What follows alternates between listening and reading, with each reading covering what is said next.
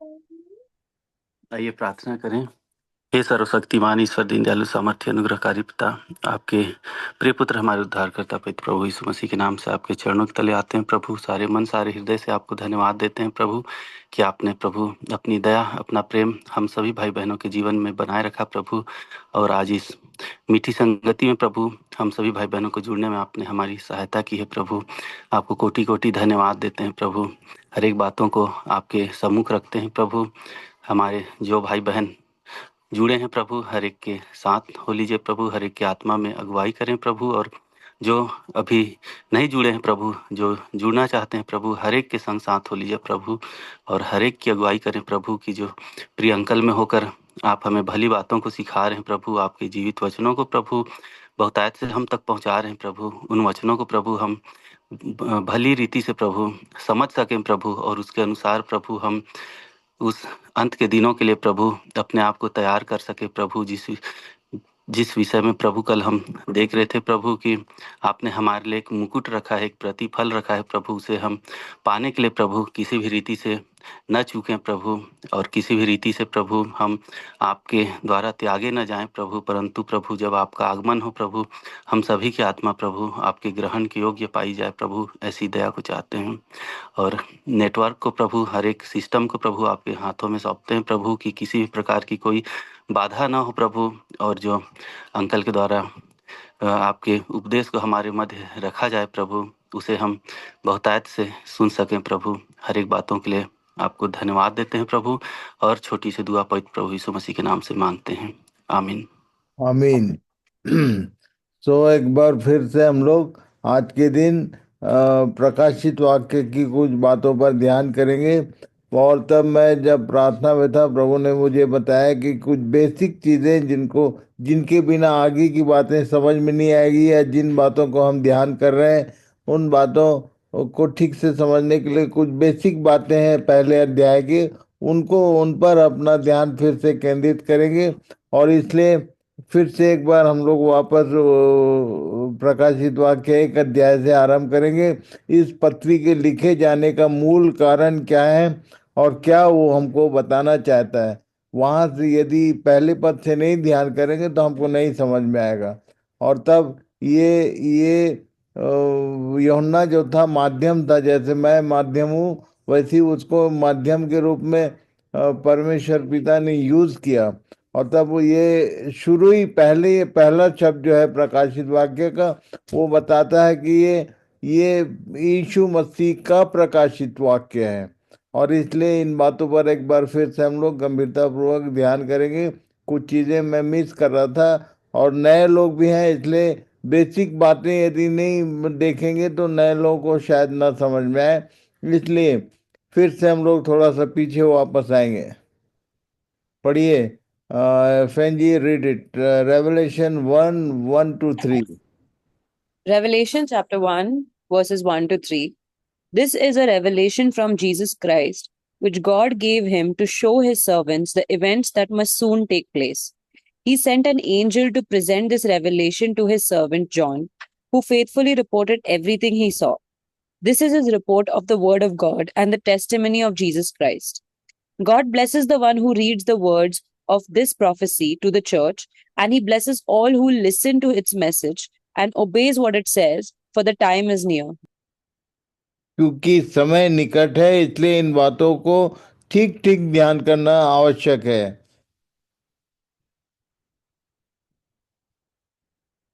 अब रेचल पढ़ो। जी।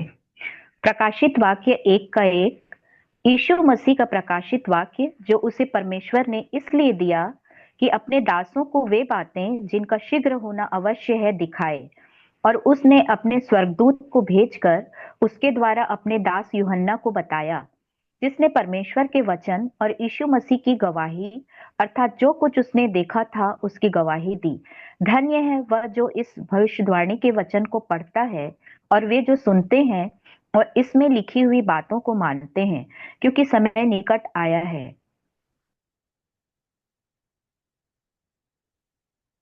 Ephesians chapter 1, verses 8 to 10. In whom we have redemption through his blood, the forgiveness of sins, according to the riches of his grace, wherein he hath abounded toward us in all wisdom and prudence, having made known unto us the mystery of his will, according to his good pleasure, which he had purposed in himself, that in the dispensation of the fullness of times he might gather together in one all things in Christ, both which are in heaven and which are on earth, even in him. ये था मूल कारण प्रकाशित वाक्य के दिए जाने का। हिंदी में भी पढ़ लो। इफिसियों 1:8 से 10 तक, जिसे उसने सारे ज्ञान और समझ सहित हम पर बहुतायत से किया, कि उसने अपनी इच्छा का भेद उस सुमति के अनुसार हमें बताया, जिसे उसने अपने आप में ठान लिया था, कि समयों के पूरे होने का ऐसा प्रबंध हो कि जो कुछ स्वर्ग में है और जो कुछ पृथ्वी पर है, सब कुछ वह मसीह में एकत्र करे। तो ये परमेश्वर का प्री प्लान, जैसा हमने आरंभ में ध्यान किया था, परमेश्वर का फाइनल टास्क क्या है, क्या वो करना चाहता है, उसके पूरी जो बाइबिल है परमेश्वर के युगों का वर्णन है, और उसके ठहराए हुए काम जो पहले से उसने अपने में ठान लिया है, उसको अपने समय पर समयों के पूरे होने का प्रबंध। सो ये इसको एक शब्द में यदि बोले तो इसको बोलते हैं डिस्पेंसेशन ऑफ गॉड। ये dispensation of fullness of time पर समयों के पूरे होने का प्रबंध, इस ये है प्रकाशित वाक्य जो है, समय अपने समय पर क्या चीज़ें कैसे होंगी, सारी बातें पहले से प्लान की हुई, और ये बातें इसलिए लिखी गई, हमको तक पहुंचाई गई कि हम इन बातों में कहीं पर ऐसा ना समझे कि कोई अनोखी बात हमारे ऊपर बीत रही। ये सारी चीज़ें पहले से उसने बता दिया, लिख दिया, और अपने लोगों को बताया कि हम परेशान ना हो। और इसलिए ये प्रकाशित वाक्य इसलिए इस कारण से दिया गया, पौलुस ने पहले ही बताया, समयों के पूरे होने का ये प्रबंध का प्रकटीकरण है।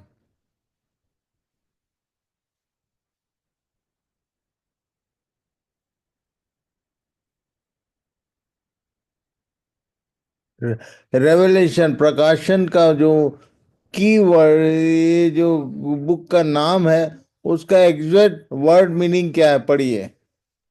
Revelation, Apocalypse, Prakashan. To unveil or uncover, lifting up of a curtain so all can see what was covered. कुछ चीजें कवर्ड रखी हुई थी, जो लिखा हमने पढ़ा अभी कि परमेश्वर ने अपने आप में ठान लिया था, कोई चीज है जो पहले से ठनी हुई है, उस बात को प्रकट किया गया, प्रकाशन किया गया। ये जैसे पर्दा खुलता है, वैसे एक एक करके पर्दा खोला उसने। पढ़ो एक एक अध्याय का 4 और 5। Revelation chapter 1, 4 and 5. John to the seven churches which are in Asia, grace be unto you and peace from him which is, and which was, and which is to come, and from the seven spirits which are before this throne, and from Jesus Christ, who is the faithful witness, and the first begotten of the dead, and the prince of the kings of the earth, unto him that loved us and washed us from our sins in his own blood.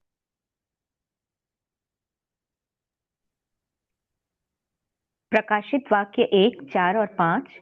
यूहन्ना की ओर से आसिया की 7 कलीसियाओं के नाम, उसकी ओर से जो है और जो था और जो आने वाला है, और उन 7 आत्माओं की ओर से जो उसके सिंहासन के सामने है, और यीशु मसीह की ओर से जो विश्वास योग्य साक्षी और मरे हुओं में से जी उठने वालों में पहिलौठा और पृथ्वी के राजाओं का हाकिम है, तुम्हें अनुग्रह और शांति मिलती रहे, जो हमसे प्रेम रखता है और जिसने अपने लोहू के द्वारा हमें पापों से छुड़ाया है, और हमें एक राज्य और अपने पिता परमेश्वर के लिए याजक भी बना दिया। उसी की महिमा और पराक्रम युगान युग रहे, आमीन। Revelation chapter 1, verses 7 and 8. Behold, he cometh with clouds, and every eye shall see him, and they also which pierced him, and all kindreds of the earth shall wail because of him. Even so, Amen. I am Alpha and Omega, the beginning and the end, saith the Lord, which is, and which was, and which is to come, the Almighty.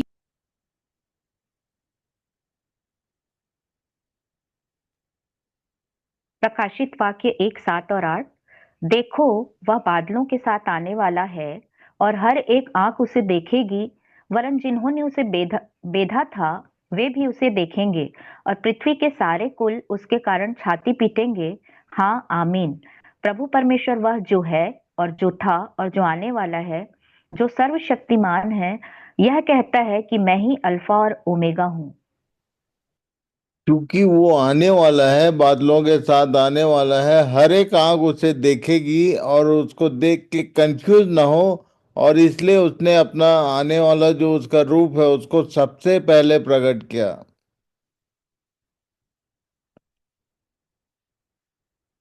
Revelation chapter 1, 9 and 10.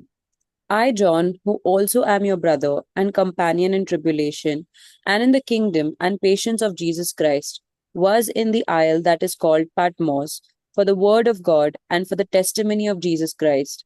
I was in the Spirit on the Lord's day and heard behind me a great voice as of a trumpet.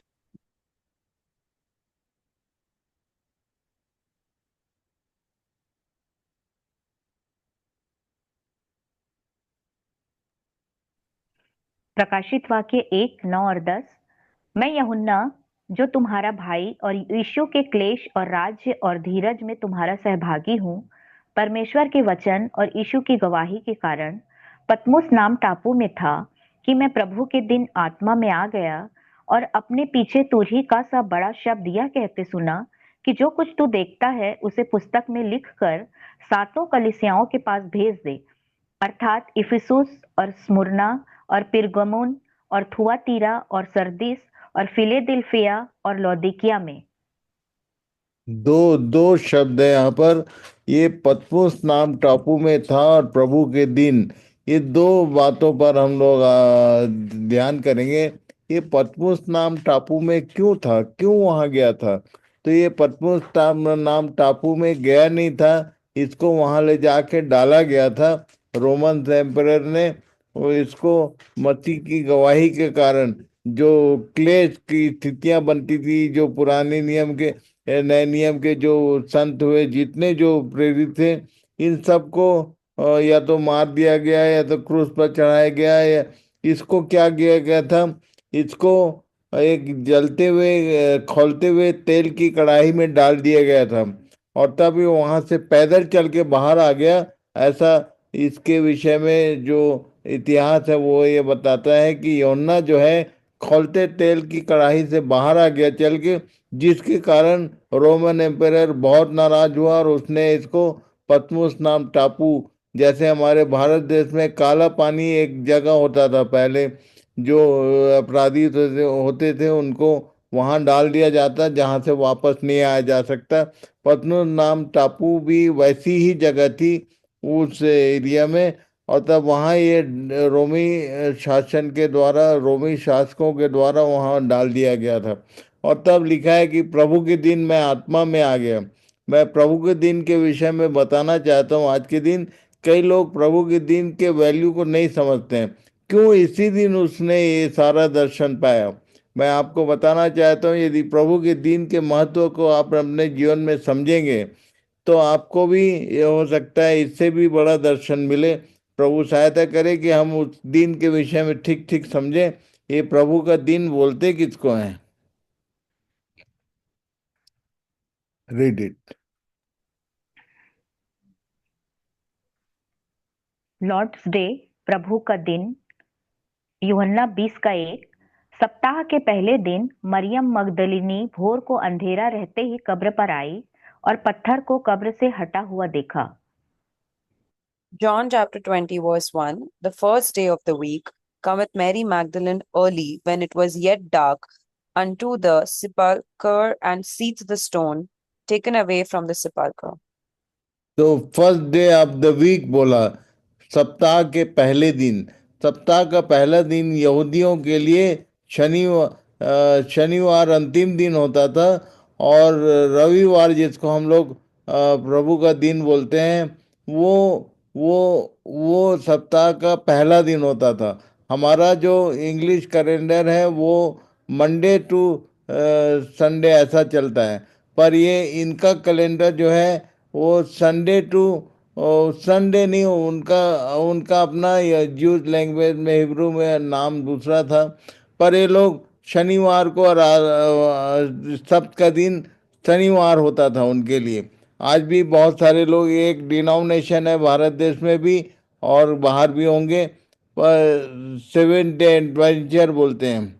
तो सातवें दिन को उन लोग शनिवार को सातवां दिन मानते हैं, जबकि सही मायने में ये बाइबल में उसी को मेंशन किया। सप्ताह के पहले दिन बोलने से यहूदी लोग के लिए सप्ताह का आखिरी दिन शनिवार होता था, और तब सप्ताह के पहले दिन आराधना करना शुरू किया मसीहियों ने, जो यीशु को फॉलोअर करते थे उन लोग। अदरवाइज उसके पहले जो पुराने नियम के जो लोग थे, उनके लिए सप्त का विश्राम शनिवार होता था। इस बात को ठीक ठीक समझिए कि ये जो संडे है वो हम लोग उस दिन आराधना क्यों करते हैं, क्योंकि वो हमारे लिए मसीह के जी उठने का दिन है, प्रभु का दिन इसलिए कहा गया उसको। द डे ऑफ रिजरेक्शन बोलते हैं, वो पुनरुत्थान का दिन है। और इसलिए हम यीशु की आराधना उस दिन करते हैं, क्योंकि वो हमारे लिए उस दिन जी उठा, इसलिए उसको प्रभु का दिन कहा गया है। तो ये लोग, ये first first day of the week, ये सप्ताह के पहले दिन, प्रभु का दिन, ये आत्मा में आ गया और तब उसको आगे की बातें दिखाई गई। Read it. Key verse to the Revelation. Revelation chapter 1 verse 19. Events in 3 stages. इसलिए जो बातें तूने देखी हैं और जो बातें हो रही हैं और जो इसके बाद होने वाली हैं, उन सबको लिख ले। Write therefore the things that you have seen, those that are, and those that are to take place after this.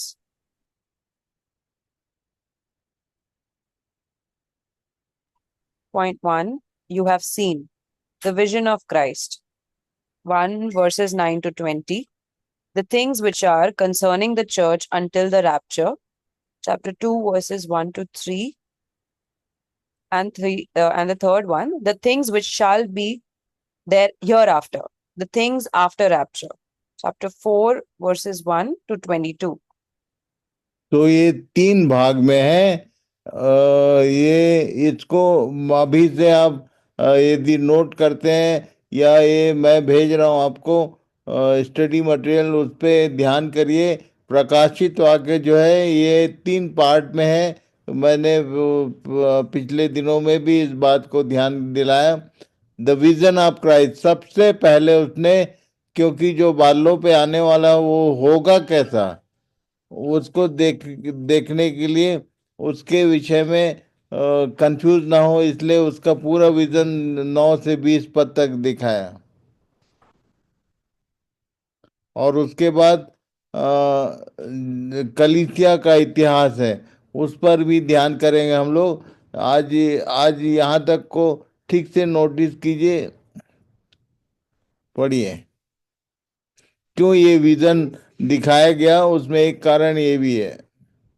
First, you have seen the reason to show the vision of Christ. The vision of Christ in 1 verses 12 to 17. जकरिया 13:6। तब उससे यह पूछा जाएगा, तेरी छाती पर ये घाव कैसे हुए? तब वह कहेगा, ये वे ही हैं जो मेरे प्रेमियों के घर में मुझे लगे हैं। Zechariah chapter 13 verse 6. If someone asks, what are these wounds on your body? He will answer, the wounds I was given at the house of my friends. जब वो यहाँ से वापस गया, उसके बारे में जकरिया ने नोटिस किया कि उसको बताया गया कि उससे पूछा जाएगा कि पहले तो घाव नहीं था, तो साबुत गया था यहाँ से, ये घाव कैसा हुआ? तब वो बताएगा कि मेरे घर में मेरे प्रेमियों ने मुझे दिए हैं, और तब ये ऐसा गया था वहाँ। उसके मतलब ये कि पुराने नियम के लोग जो है वो इस बात को जानते थे कि जो यीशु ये जिन लोगों पर विश्वास करते हैं उन लोग जानते थे कि वो गया तो उसके घाव, जैसे थोमा ने बोला था कि जब तक मैं अपना हाथ डाल न दूं, घाव को हाथ न लगा लूं, तब तक विश्वास नहीं करूंगा। और तब ये वैसे ही गया था, इसमें कोई शक नहीं। पर वहां जाने के बाद उसको महिमामय रूप जो परमेश्वर ने उसको दिया है, वो उसके पास जो नया अभी का रूप है, जिस रूप में आने वाला, इसलिए उसका पूरा विजन हमको बताया गया कि हम कोई कंफ्यूज ना हो। वो वो कंफ्यूज, अभी बहुत सारे लोग जब दर्शन की बात करते हैं, कई लोग बोलते हैं कि मेरे कमरे में मैंने वो यीशु को देखा, उसके हाथ से लहू बह रहा था, उसके घाव, उसका लहू लहान बॉडी का दर्शन देखते हैं लोग। अब वो दर्शन जो है वो कभी भी परमेश्वर का बेटा नहीं देखा। ये ये फॉल्स विजन शैतान दिखाया करता है, इसलिए इन विषयों में सावधान रहो आप, और दूसरों को भी बताओ कि ऐसा कोई विजन यदि है तो वो सैटेनिक विजन होगा, क्योंकि यीशु का वो रूप नहीं है। प्रकाशित वाक्य में इस बात को एकदम से सबसे पहली बात प्रकट किया कि वो आने वाला जो है उसका रूप कैसा है, आज के डेट में वो कैसा दिखता है, उसका पूरा पिक्चर उसने एक जो प्राचीन है उसके विषय में, और जो याजक है, ये याजक की ड्रेस के साथ है, वो बहुत सुंदर है। श्रेष्ठ गीत में लिखा है कि वो 10,000 में भी मेरा प्रेमी वो सबसे सुंदर है। और तब वो उसका रूप वैसा नहीं है जैसा वो क्रूस पे गया था। सो इसलिए ये विजन कलीसिया को बताया गया।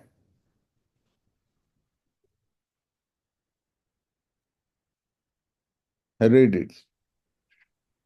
प्रकाशित वाक्य 1:12 से 16 तक। और मैंने उसे जो मुझसे बोल रहा था देखने के लिए अपना मुंह फेरा, और पीछे घूमकर मैंने सोने की 7 दीवटें देखीं, और उन दीवटों के बीच में मनुष्य के पुत्र सरीखा एक पुरुष को देखा, जो पांवों तक का वस्त्र पहने और छाती पर सुनहला पटुका बांधे हुए था। उसके सिर और बाल श्वेत ऊन वरन पाले के से उज्जवल थे, और उसकी आंखें आग की ज्वाला की नाई थीं, और उसके पांव उत्तम पीतल के समान थे, जो मानो भट्टी में तपाए गए हों। और उसका शब्द बहुत जल के शब्द की नाई था, और वह अपने दाहिने हाथ में 7 तारे लिए हुए था, और उसके मुख से चोखी 2 धारी तलवार निकलती थी, और उसका मुंह ऐसा प्रज्वलित था जैसा सूर्य कड़ी धूप के समय चमकता है। और तब एक होमवर्क देना चाहूंगा यहाँ पे, ध्यान करिए, याद कीजिए कि और एक जन ने ऐसा दर्शन उसका देखा था, और तब ये जब इसने देखा तो जो इसके साथ हुआ वही उसके साथ भी हुआ। कौन था वो, उसके विषय में थोड़ा ध्यान कीजिए, प्रेरितों काम में मिलेगा वो। पढ़िए। प्रकाशित वाक्य 1:17। जब मैंने उसे देखा तो उसके पैरों पर मुर्दा सा गिर पड़ा, और उसने मुझ पर अपना दाहिना हाथ रखकर यह कहा कि मत डर, मैं प्रथम और अंतिम और जीवता हूँ। ये विजन और किसको मिला था? जो गिर पड़ा था, और वो काफी कुछ दिनों तक उसकी आंखों की रोशनी चली गई थी। इसको खोजिए, और तब पता चलेगा कि इसने भी उसके मुंह का दर्शन पाया। पर ये यूहन्ना क्यों पूरा वर्णन कर सका? क्योंकि वो नीचे से देखना शुरू किया था। आप ध्यान से पढ़िए इसको। उसने पैरों से वर्णन शुरू किया, उस नीचे वो मुंह के बल गिरा पड़ा था, नीचे से देखते देखते ऊपर तक गया। यदि पहले ही उसके मुंह पे दृष्टि की जाती तो पहले ही गिर जाता, और वो बाकी वर्णन नहीं कर सकता था वो। और इसलिए इन बातों को ठीक ठीक समझिए और दूसरों को भी हेल्प कीजिए। उसके विजन का थोड़ा सा कॉन्सेप्ट समझ लेते, बढ़िए। पांव तक का वस्त्र पहने और छाती पर सुनहला पटुका बांधे हुए था। Robe and golden sash, the official dress of the high priest. High press, महायाजक हमारे लिए बनाओ।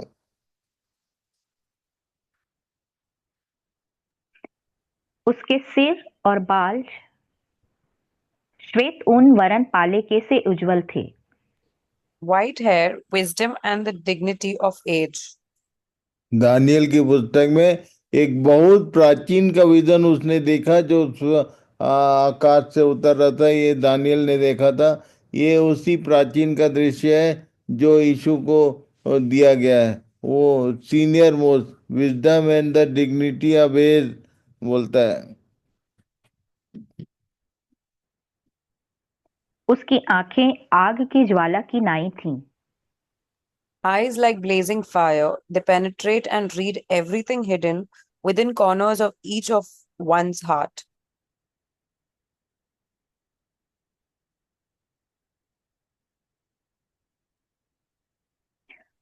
उसके पांव उत्तम पीतल के समान थे, जो मानो भट्टी में तपाए गए हों। Feet like bronze, strong and stable.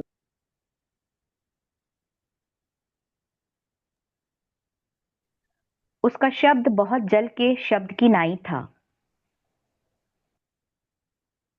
Voice like rushing waters, the awe-inspiring power of a great waterfall.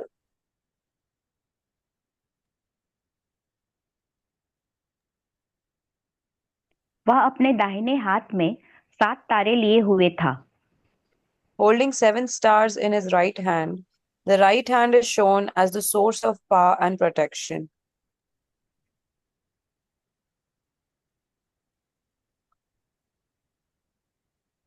उसके मुख से चोखी 2-धारी तलवार निकलती थी।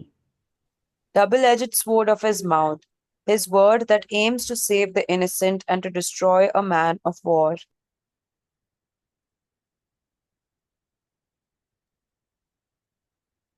उसका मुंह ऐसा प्रज्वलित था, जैसा सूर्य कड़ी धूप के समय चमकता है। Face like the sun as the transfiguration, the sun of righteousness.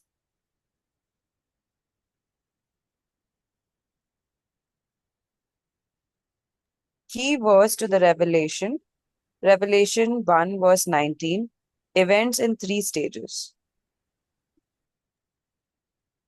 प्रकाशित वाक्य 1:19, इसलिए जो बातें तूने देखी हैं और जो बातें हो रही हैं और जो उसके बाद होने वाली हैं, उन सबको लिख ले।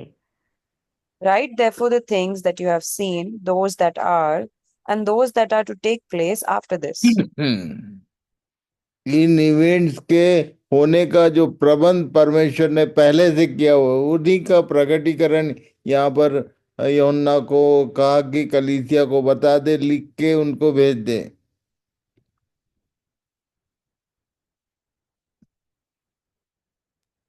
You have seen the vision of Christ, Revelation chapter 1 9 to 20, the things which are concerning the church until the rapture, chapter 2 verse 1 to chapter 3 verse 22, the things which shall be hereafter, the things after rapture, Revelation chapter 4 verse 1 to chapter 22 verse 21.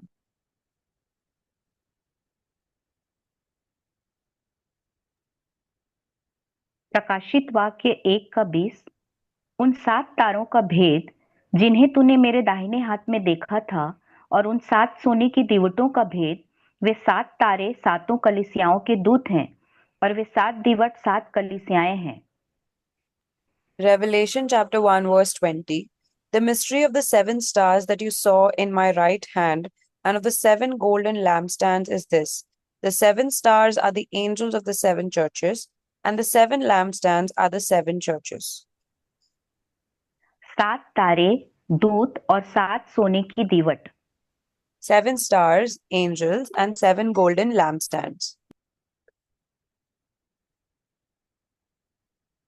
तो इन बातों को धीरे धीरे हम लोग समझने का प्रयास करेंगे। ये 7 तारे क्या है, ये 7 कलीसियाओं के दूत और ये 7 दीवट क्या है, इन सब बातों को कल समझने का प्रयास करेंगे। इन जितनी बातें आज हम लोगों ने ध्यान किया उनको आप लोग ठीक से रिवाइज करिए, ठीक ठीक समझने का प्रयास करिए और दूसरों को भी बताइए जो भी आपके आसपास है। तो एक बार फिर से हम लोग प्रार्थना के साथ आज के अध्ययन को यहीं समाप्त करेंगे। धीरे धीरे समझने का प्रयास करेंगे आगे की बातों को। So Vishesh, are you there? Yes, Chacha, thank you. Pray. आइए हम प्रार्थना करेंगे।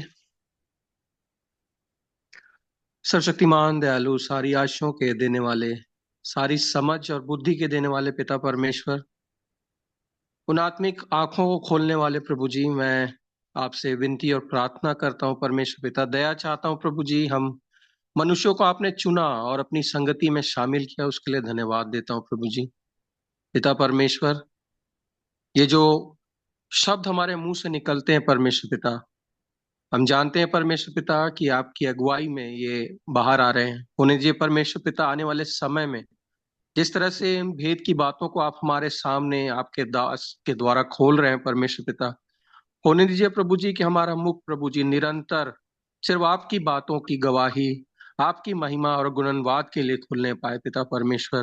प्रभु जी, आपने जो आत्मा हम में से प्रत्येक को दिया है प्रभु जी, होने दीजिए परमेश्वर पिता कि हमारा रोम रोम पुकार पुकार के कह सके कि यीशु मसीह हमारा उद्धार करता है, इकलौता उद्धार करता है प्रभु जी।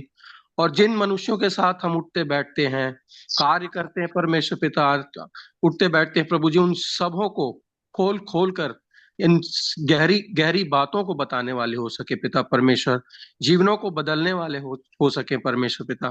पिता परमेश्वर, जिस तरह से आपने अपने चेलों को, आपने दासों को तैयार किया, यूहन्ना को तैयार किया, पतरस को तैयार किया, हमें से प्रत्येक को ऐसा मन और हृदय दें परमेश्वर पिता कि आपके धुन में रहकर, आपसे लिपटे हुए, आपसे प्रेम करते हुए परमेश्वर पिता, उन गहरी बातों को हम अपने अंतर ढाल कर प्रभु जी बाहर उंडेलने वाले हो सके पिता परमेश्वर। प्रभु जी, मैं धन्यवाद देता हूँ सुंदर अगुवाई के लिए प्रभु जी, कि प्रत्येक शाम आप हमारे साथ होते हैं और इन पलों में परमेश्वर पिता हम आपकी इस उपस्थिति को, आपकी संगति को गहराई से महसूस करने पाते हैं परमेश्वर पिता। प्रभु जी, आज जब यहाँ से रुखसत होते हैं परमेश्वर पिता, जीवन के हर एक क्षण में आपकी उपस्थिति हमारे जीवनों में बनाए रखें प्रभु जी। हमें से प्रत्येक को अपनी आत्मा की संगति में और बढ़ाएं प्रभु जी। ये सचमुच में इस संसार में रहते हुए कोई भी अटकलें, कोई भी बाधाएं परमेश्वर पिता, शैतान की कोई भी उड़ते हुए तीर परमेश्वर पिता, हम हमेशा से निरंतर हर एक क्षण में बुझाते हुए प्रभु जी आत्मिक बातों में, स्वर्गीय बातों में और रुचि दिखाते हुए बढ़ते जाएं परमेश्वर पिता।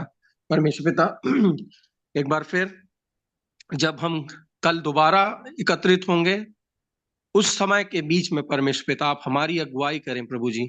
इन सब बातों को परमेश्वर पिता हम अपने भलाई के लिए नहीं, परंतु हमें से प्रत्येक जिनके साथ हम कार्यरत है परमेश्वर पिता, उनको बताने वाले हो सके प्रभु जी। प्रत्येक जीवन से जो हमारे साथ आते हैं परमेश्वर पिता, उन सबों को हमारा जीवन, हमारे जीवन से, हमारे मुंह के वचनों से परमेश्वर पिता आपके बारे में आगाही मिले और सब के सब आपकी ओर खींचे हुए चले आए परमेश्वर पिता। इस दुआ को प्रभु यीशु मसीह के सामर्थी और जीवित नाम में मांगते हैं, सुने और ग्रहण करें, आमीन। आमीन आमीन। सो प्रभु आशीष दे, सबको आशीष दे। God bless you all. जितने लोग जो सुन रहे हैं, सब लोग इन बातों पर अपना पूरा पूरा ध्यान लगाएं। थोड़ी बातें हिस्टोरिकल हैं, कठिन पड़ेंगी, पर यदि हम मनन करेंगे प्रार्थना से, प्रभु के आत्मा के द्वारा हमारे लिए सब बातें सरल की जाएंगी। तो प्रभु सबको आशीष दे। Thank you very much. Shalom shalom दादा, shalom. Shalom shalom shalom. Shalom shalom. Shalom, brother. Shalom, all. God bless.